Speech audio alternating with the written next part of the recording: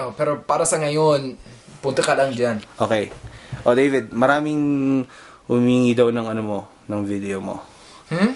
Maraming nagre-request mag-artista ka na raw. Bakit? Ano bang gusto nila? Hindi ko alam. Siguro tanungin natin sila. Lagi ko to sa YouTube. Okay, YouTube, Para- ano bang gusto mo? May chance ba daw siya? Para sa ano? Hindi ko alam sa pag-aartista mo. Basta sisiguraduhin mo lang na meron akong 30% na makukuha doon sa sweldo mo. Instant money sa akin. Yun. Kasi ikaw naman ang aking agent, di ba? Hindi naman agent. Parang ano lang. Connection lang. Oy.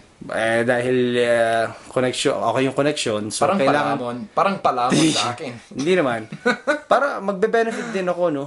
Sayang naman yun. Instant money yun sa akin eh. So, Baka naman hindi. so sinabi mo yan ha. Walang bawain yan. So, Depende sa'yo. Kung sakali magbayayaman ako, siguro, sige. Pwede. Sige, 30% dapat sa Bibigyan akin. kita, ibabalik ko lang ang aking pera sa mundo. Yan naman ang gagawin ko. Ano yung sabihin, babalik ang pera sa mundo? Gagawin ko ang mga mabuting bagay. Gusto ko lang tulungan ang mga tao. Oh yeah, tulungan mo ako. So, akin ang 30% nakikitain mo para meron akong instant money para hindi na ako masyadong magtatrabaho ng may Ay, sige, masyado. pero ano bang gagawin mo sa 30% mo? Aba, akin na yun.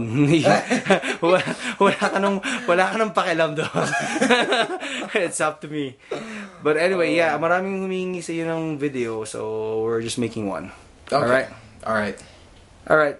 Sige, bye-bye. Bye.